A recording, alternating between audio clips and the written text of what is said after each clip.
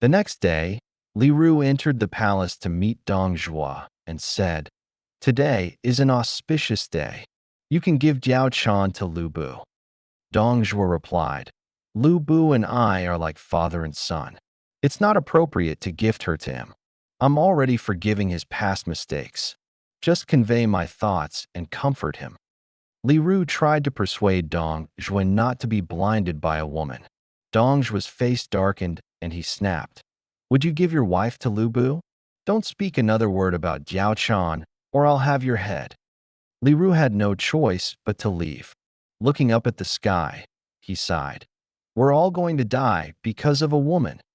Just as everyone was celebrating with drinks, someone suddenly reported, "Dong Zhuo's corpse is lying in the street, and someone is kneeling over it weeping loudly." Wang Yun became furious. "Dong Zhuo is dead. Everyone should be rejoicing. Who dares to mourn him?" He ordered the person arrested. When brought forth, it turned out to be court official Cai Yong. Wang Yun questioned him, "You're a minister of the Han. Why would you cry for the rebel Dong Zhuo?" Cai Yong confessed, "I understand justice and do not betray the nation.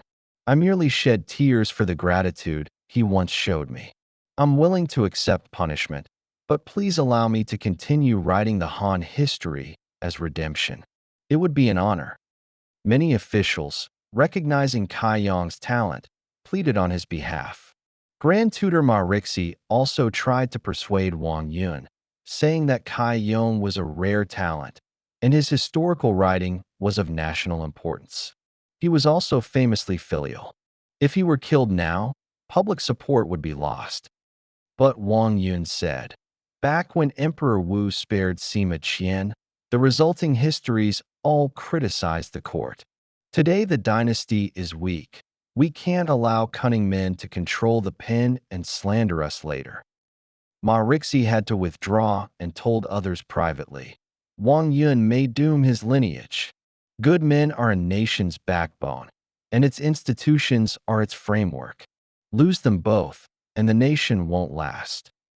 Wang Yun refused to listen and had Cai Yong imprisoned and hanged. Scholars of the time wept in grief. Later generations commented that Cai Yong was wrong to mourn Dong Zhuo, but Wang Yun's punishment was excessive. Li Ju and Guisi let their soldiers pillage freely, killing many officials. Rebel troops surrounded the palace. The emperor's attendants urged him to appear at the gates to calm the mob. When the emperor emerged, Li Ju and the others halted and shouted, "Long live the emperor!" From atop the gate, Emperor Xian asked, "Why have you entered Chang'an without orders? What do you want?" Li Ju and Guisi knelt and replied, "Grand Tutor Dong Zhuo, a national pillar, was unjustly killed by Wang Yun. We are here for vengeance, not rebellion. Show us Wang Yun, and we will retreat." Wang Yun, who was nearby, said, "I acted for the nation. Your Majesty mustn't risk the country for me. I will go to them." Though the emperor was reluctant, Wang Yun leaped from the tower and shouted, "I am Wang Yun." Li Ju and Guisi drew their swords and questioned, "What crime did Dong Zhuo commit to deserve death?" Wang Yun rebuked them. "Dong Zhuo was a heinous traitor. The people of Chang'an rejoiced at his death. Have you not heard?" They countered, "Even if Dong Zhuo had crimes, what wrong have we done? Why won't you pardon us?" Wang Yun cursed them, "Rebels don't deserve reasoning. I accept death today." The two men immediately killed him beneath the tower. Early the next morning, Dong Zhuo set out for the palace. On the way, he encountered a Taoist in a blue robe and white headband, holding a tall staff with a long cloth bearing two mouth symbols at each end. Dong Zhuo asked Li Su what it meant.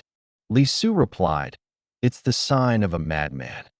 He ordered soldiers to chase the Taoist away. At the palace, officials waited in full ceremonial attire. Li Su escorted Dong Zhuo's carriage to the north gate. Troops were barred outside. Only Dong Zhuo and about 20 men entered.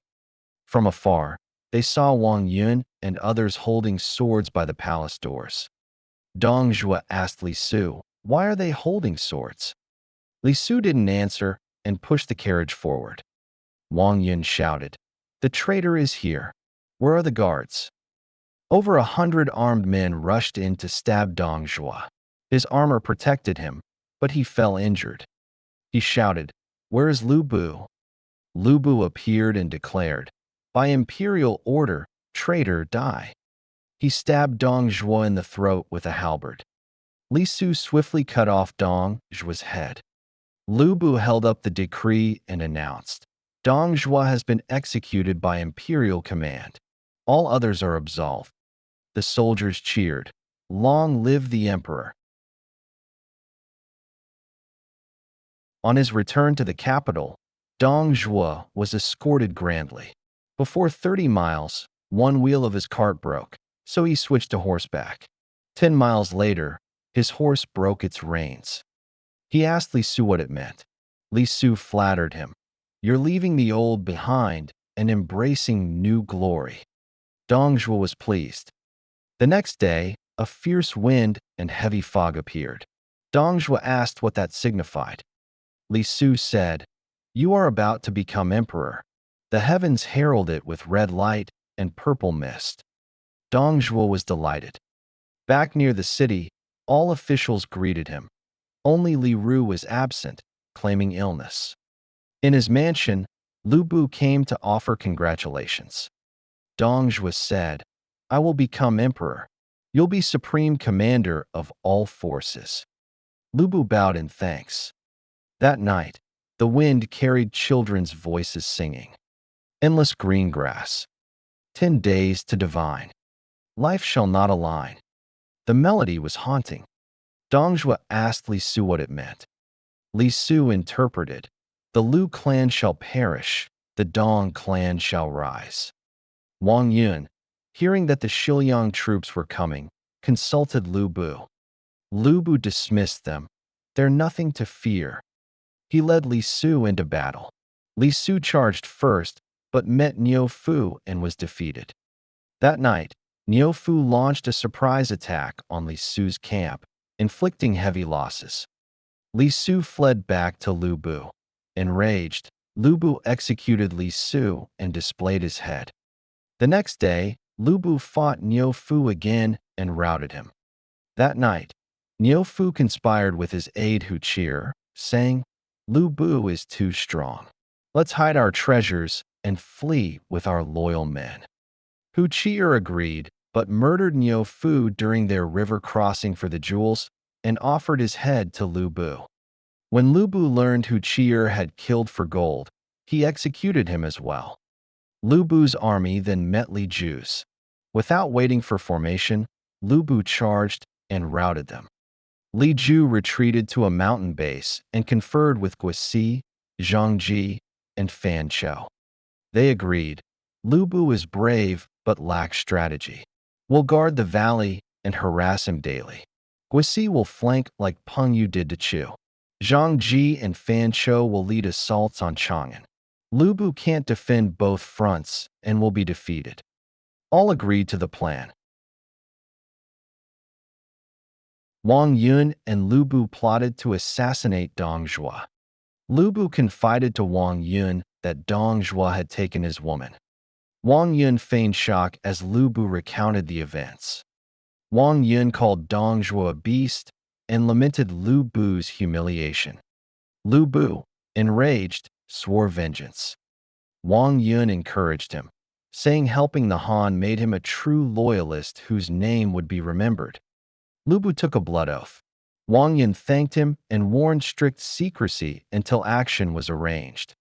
As Dong Zhuo prepared to return to Mei Fortress, officials came to see him off. Jiao Chan, riding in a cart, saw Lu Bu from afar and wept bitterly.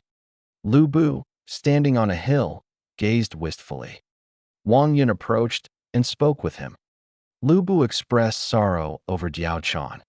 Wang Yun brought him home to discuss their plans. Lu Bu vowed to kill Dong Zhuo. Wang Yun urged him to think of the greater good and restore the Han. Lu Bu made up his mind. Wang Yun, Lu Bu, and Li Su arranged Dong Zhuo's assassination. Li Su faked an imperial summons to lure Dong Zhuo to court. Dong Zhuo believed it, confident he would be crowned emperor. He told his mother and Jiao Chan with great pride. Jiao Chan pretended joy but knew the truth. His mother was terrified and sensed doom. Upon hearing Dong Zhuo's death, Li Ju, Guisi, Zhang Ji, and Fan Shou fled back to Liangzhou overnight. Lu Bu led troops to Mei Fortress, rescued Jiao Chan, and under Huang Fusang's orders, freed all imprisoned women. Dong Zhuo's entire family was executed and all property confiscated. Lu Bu returned to court in triumph. Wang Yun hosted a grand banquet. Lu Bu pursued the fleeing rebels. They counterattacked with strategy. Lu Bu's army faltered. News came that Zhang Ji and Fan Shou had bypassed and attacked Chang'an. Lu Bu rushed back, but suffered great losses. Chang'an was besieged. Fearful of Lu Bu's temper, many of his soldiers surrendered. Lu Bu was deeply worried. Li Ju and his group, having been refused pardon by Wang Yun, took advisor Jia Su's counsel. He suggested rallying Xiliang's forces and marching with 100,000 men on Chang'an. The four leaders agreed, dividing their forces and even joining with Dong Zhuo's son-in-law, Niu Fu. Lu Bu shouted to arrest Li Ru for aiding Dong Zhuo. Li Su volunteered, but Li Ru had already been captured. Wang Yun ordered his execution and exposed Dong Zhuo's corpse for all to see. The public spat upon it. Wang Yun had Lu Bu and others seize all of Dong Zhuo's assets. Days later, Dong Zhuo's loyalists opened the city gates from within. Rebel forces swarmed in.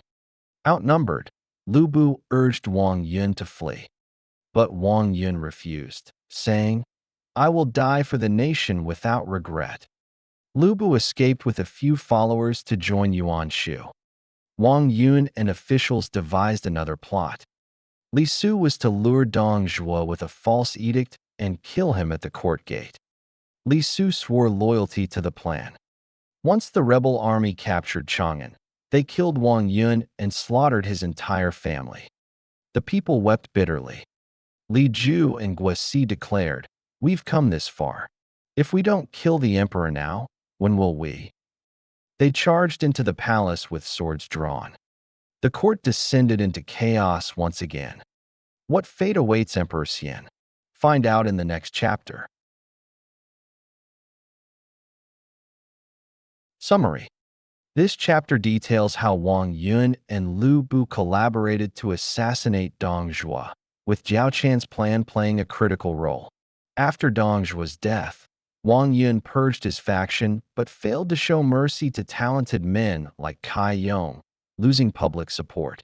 Dong Zhuo's remnants, Li Ju, Guisi, Zhang Ji, and Fan Shou, rallied and attacked Chang'an with inside help. Wang Yun was killed, Chang'an fell into chaos again, and Lu Bu fled. Emperor Xian once more fell into the hands of traitors. The story illustrates shifting loyalties, unstable times, and the clash of honor and manipulation, leaving the empire in continued unrest.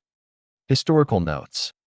1. The change strategy involving Lu Bu and Jiao Chan is a famous fictional plot and romance of the Three Kingdoms. Historically, Jiao Chan did not exist. 2. The quote, "Among men, Lu Bu, among horses, red hair," was popularized later and isn't found in historical records. 3. This chapter emphasizes Lu Bu's emotional nature and indecisiveness, whereas historical records merely describe him as opportunistic without romantic details.